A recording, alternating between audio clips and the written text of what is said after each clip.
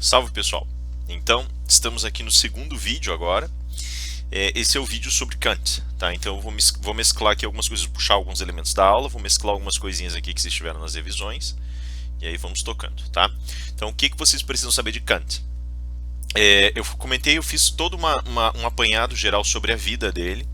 Eu não vou entrar nesses detalhes, evidentemente, na prova, isso era só para que vocês tivessem uma ciência mais ou menos clara do que ele fez em termos de movimentos filosóficos. Ele teve uma ligação forte com o racionalismo até a maturidade dele, seus 50 e poucos anos, quando ele começou a produzir uma filosofia autônoma. Ele fez esse questionamento por conta do seu envolvimento imediato com o empirismo do Hume, e ele acabou revisando muitas das bases do racionalismo. Só que, justamente por conta dessa revisão, ele deixou de ser um racionalista puro, ainda que partes dessa plataforma filosófica dele envolvessem a construção de um racionalismo propriamente dito, né? Mas ele se destaca, ele vai pertencer a um outro movimento.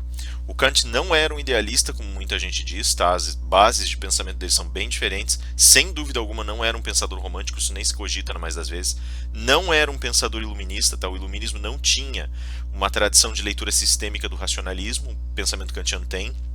E ele não era mais um racionalista, porque ele assimilava a ideia de que você precisa ter um contato, um tangenciamento com a materialidade para poder produzir o teu pensamento. Então ele é um outro movimento, que é o movimento criticista, então ele pertence ao movimento do criticismo kantiano, né? É um movimento que basicamente começa e termina com ele, nem os neokantianos conseguiram alcançar a mesma leitura de mundo que ele alcançou. Eles não conseguiram buscar essa mesma introspecção, acabaram mudando muito a linha de pensamento, então é um movimento que começa e termina com ele basicamente, tá? Veja, o que significa especificamente falar desse criticismo e como ele foi conformado enquanto movimento. Eu falei para vocês que a preocupação central do criticismo está em descobrir como a gente pensa. Tá? Para fazer essa descoberta de como a gente pensa, o primeiro ponto que o Kant resolveu trabalhar foi justamente o de buscar os módulos fundamentais do pensamento, que ele chamou lá de juízos. Então toda vez que eu aprendo algo, toda vez que eu confronto algo, as minhas primeiras conclusões são chamadas juízos, e elas podem ser convertidas em linguagem no momento em que elas assumem a forma de proposições, tá? Que é o meu contato direto com o juízo. Tem 4 tipos de juízo: categórico, hipotético, juízo a priori e juízo a posteriori. O pessoal teve um pouquinho de dificuldade na definição desses juízos. Vou passar aqui rapidamente só para vocês terem uma ideia, mas por favor lembrem bem desses exemplos, tá? O que é um juízo a priori? Prescinde da experiência, tá? Então, por exemplo, um ponto ou uma reta, qualquer coisa que tenha fundamento geométrico e que seja um postulado da matemática ou da geometria, juízo a priori. Juízo a posteriori, precisa que você atravesse a experiência. Então qualquer coisa que envolva o meu olhar, qualquer coisa que envolva uma noção, né, de espaço, de dimensão, que eu precise analisar, que eu precise analisar não, mas que eu precise experienciar através dos meus sentidos, é um juízo a posteriori, né? Então, por exemplo, para saber, para entender a dimensão desse escritório aqui, eu preciso ter contato com ele, eu preciso medi-lo. Isso significa um juízo a posteriori. O a priori está justamente nos pontinhos que fazem as intersecções entre as linhas aqui. Isso é uma noção que está na minha cabeça e não precisa da experiência. Por outro lado, juízo analítico. O juízo analítico, ele vai pegar uma coisa e vai te dar detalhes, propriedades dessa própria coisa, sem acréscimos, sem inovações. O juízo sintético, ele acopla nomes. Então, por exemplo, o Rafael é acadêmico, pesquisador, professor. São 3 coisas distintas que estão acopladas e por isso tem caráter sintético. O analítico, tá? Então, por exemplo, um professor dá aula, se isso é analítico, está dando uma característica ou atributo de ser professor, sim? Eu posso juntar esses elementos, eu posso fazer juízos analíticos e sintéticos a priori ou juízos analíticos e sintéticos a posteriori, tá? Um analítico a priori vai me dar detalhes de uma determinada estrutura lógica que eu comecei a desenhar. Por exemplo, as regras da lógica, por exemplo, uma função matemática, tá? O juízo analítico a posteriori é aquele que vai me dar detalhes, por exemplo, observação de determinado objeto. Se eu olho lá para trás, por exemplo, os livros mais daqui para vocês seria da direita, que estão mais à minha direita, não, estão mais à minha esquerda atrás, desculpa, a visão está invertida aqui na câmera, que estão mais à minha esquerda atrás, lá em cima, aqui, ó. Tá? Esses livrinhos aqui tem capa azul, esses livrinhos têm letras douradas, né? Então eu posso dizer que esses detalhes que eu estou extraindo deles são juízos analíticos a posteriori. Juízos sintéticos a posteriori. O sintético a posteriori diz respeito à experiência que eu travo, por exemplo, para eu saber que o Rafael é professor e pesquisador, tem que perguntar para ele, tem que descobrir segundo a experiência. E os sintéticos a priori coligam elementos que racionalmente assumem a mesma posição. Coisas óbvias são também coisas triviais, sim, que são também autoevidentes. Pronto, né? Então aí vocês têm exemplos desses 4 juízos. Tem uma revisadinha nesses exemplos aí que já está de bom tamanho, ok? Com base na formulação desses juízos, nós podemos começar a entender o que significa o confronto entre a razão pura, que vai me dar os trajetos desses elementos a priori, e aquilo que nós entendemos por razão prática, que está dirigida para o universo da materialidade. Quando os dois se chocam, eu tenho a totalidade da experiência. Essa experiência vai ser chamada pelo Kant de fenômeno, a reunião da subjetividade racional com a objetividade que me fornece dados de realidade. Detalhe, o fenômeno em Kant é diferente do fenômeno segundo a leitura tradicional de Descartes. Por quê? Porque o fenômeno em Kant ele agrega 2 noumena, quer dizer, o noumenon do sujeito, que está lá no âmago da razão, e o noumenon do objeto, que está lá no âmago, na sua essência, noumenon é a essência. Quando os dois se encontram no meio do caminho, formam o fenômeno, aquilo que está manifestado dessas 2 qualidades essenciais, sendo que esse fenômeno só coloca sujeito e objeto nessas posições em razão um do outro. Então eles não pré-existem como sujeito e como objeto, eles pré-existem como manifestações, como noumena, que estão soltos. Quando eles entram em contato, o fenômeno, phenomenon, a manifestação desses elementos de noumena surge no entrecruzamento e cada um assume uma posição, sujeito e objeto. Então sujeito e objeto só existem um para o outro e um enquanto em contato com o outro, porque são funções assumidas por noumena, certo? Ou funções assumidas por essências nas suas manifestações. Eis aí, portanto, o encaixe geral. Veja, o noumenon da razão vai partir de um elemento numênico, né, que é a primeira reflexão desse elemento numênico ou essencial, que é chamada de razão pura. É ela que vai te dar os a prioris, né? Esse modelo a priorístico. Do outro lado, você tem o noumenon do objeto, o noumenon das coisas do mundo, né, que vai justamente aparecer como aquele que te dá toda a experiência. Então, a razão pura se junta com a experiência. A razão pura reunida com a experiência tem 2 momentos distintos. Um em que ela se projeta só para explicar a experiência, que é a razão prática, e um segundo em que ela aplica princípios sobre a minha ação no âmbito da razão prática, que ele chama de metafísica dos costumes ou razão pura prática a título jocoso. Tá? Então tá aí o teu desenho. Veja, o fenômeno ele tem 2 grandes momentos. Do objeto sai aquilo que é manifestado, e essa manifestação colocada diante do sujeito gera aquilo que na mente vai ser entendido como representação. Então o manifestado é aquilo que passa pelo gargalo das possibilidades sensoriais. E aquilo que é recolhido e que cria um encaixe ou lugar na mente é chamado representação. Certo? Abaixo disso, o contexto relacional persiste, de modo que sujeito e objeto não estão desligados. Essa rede que conecta todas as coisas, de modo que elas estão sempre implicadas umas para as outras, não importando se são sujeito ou objeto, é chamada de realidade ou real, né? Então, basicamente, é essa a estrutura do fenômeno. O encaixe encontra de 2 noumena.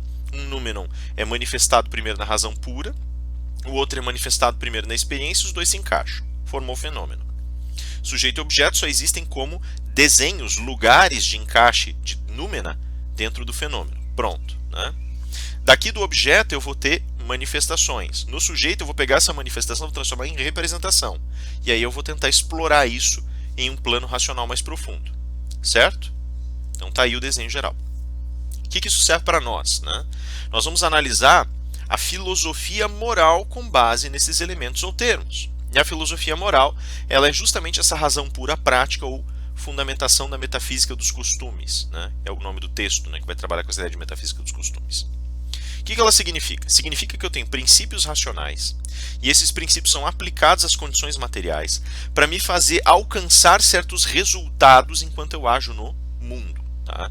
Só que tem uma variedade de leituras que eu posso fazer com relação ao meu comportamento geral no mundo. Tá? Todas essas relações partem de um pressuposto ético fundamental chamado princípio do amor próprio. O amor próprio define que eu vou tentar preservar minha vida e vou tentar sobreviver. dentro desse contexto específico, toda vez que eu for tentar sobreviver, eu tenho duas saídas. A primeira saída, que é chamada de saída das forças de inclinação ou inclinações, diz respeito à produção das potências desejantes. Então diz respeito ao meu desejo, às minhas necessidades materiais. A outra, que vem dessas forças produtoras da vontade, então a vontade, diz respeito às decisões racionais que eu tomo. As inclinações são deixadas de lado pelo Kant. O que interessa para ele é a vontade. A vontade enseja a construção de uma subjetividade atora. O que a vontade faz pela gente? A vontade, ela me permite a reflexão racional que me leva a tomar decisões. Algumas dessas decisões, elas têm um caráter excepcional. Toda decisão tem como âmago aquilo que se chama de volição. A volição é aquilo que eu pretendo fazer, e ao redor, minha agência, portanto, minha escolha, né? E ao redor dela, as estratégias que eu vou utilizar para atingir esse campo de escolhas. Só que ao lado das decisões que eu tomo, por exemplo, eu posso decidir levantar dessa cadeira, ao lado dessas decisões puras, existem outras que envolvem, muitas vezes, uma leitura das coisas como elas devem ser. Nesse caso, as minhas ações elas já são filtradas por um contexto, por uma estrutura regradora.